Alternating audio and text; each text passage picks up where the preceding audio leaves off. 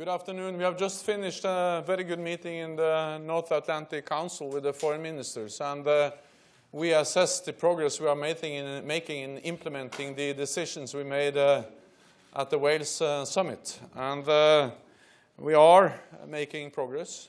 We have two concrete outcomes of the meeting today. One is the announcement of the establishment of a interim spearhead force, which is increasing the readiness of our forces. And the other is that we have agreed to maintain the continuous NATO presence in the eastern part of our alliance. And this is important because these are concrete elements in the Readiness Action Plan. And we are going to implement the Readiness Action Plan on time in full. Because it is the most significant, the biggest increase in our collective defense since the end of the Cold War. And the Readiness Action Plan is an important part of our response as an alliance to the threats we have seen developing both in the east and to the south. In the east we see Russia violating international law, not respecting the independence and the sovereignty of Ukraine. And to the south, we see instability creeping closer to NATO borders in Iraq and Syria, two countries bordering a NATO ally, Turkey. And therefore, NATO has to be able to meet any threats from wherever they come. And therefore, our forces remain ready and able to respond swiftly, and this is now enhanced by the establishment of an interim spearhead force. We have already, as you know, increased our presence in the air, at sea and on the ground in the eastern part of the alliance, and all 28 allies will contribute to this effort into the next year. So we will be 28 for 28 through 2015 to assure allies and to deter threats.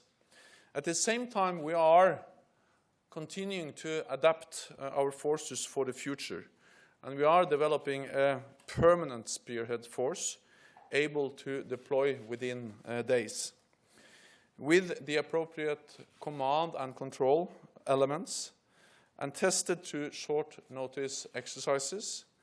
And in February, the defense ministers are going to decide on its size and design. So it's a lot of work to do between now and the meeting of the defense ministers in February.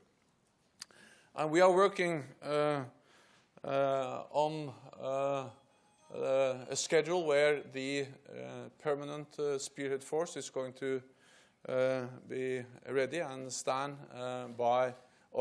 in 2016.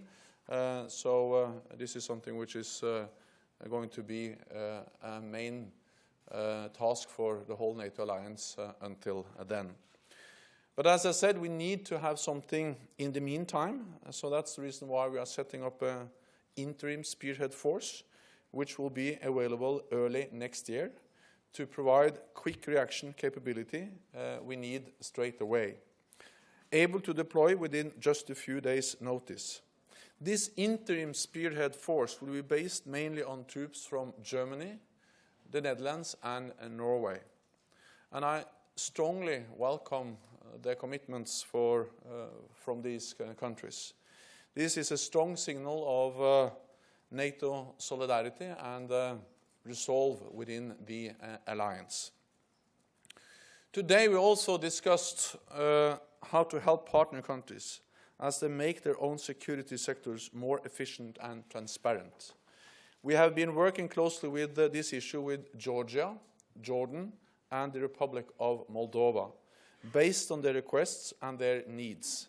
For example, we will embed experts from NATO allies to provide advice on issues such as training and defense reform. And we will contribute to a new NATO Georgia training center with embedded NATO trainers. We are looking at supporting Jordan in military exercises and defense-related border security.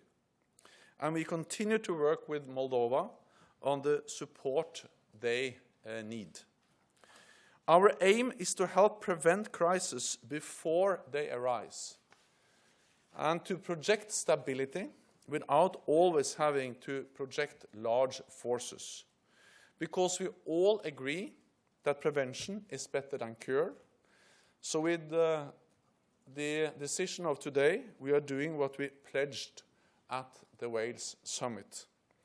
We are protecting our allies and supporting our partners. Thank you.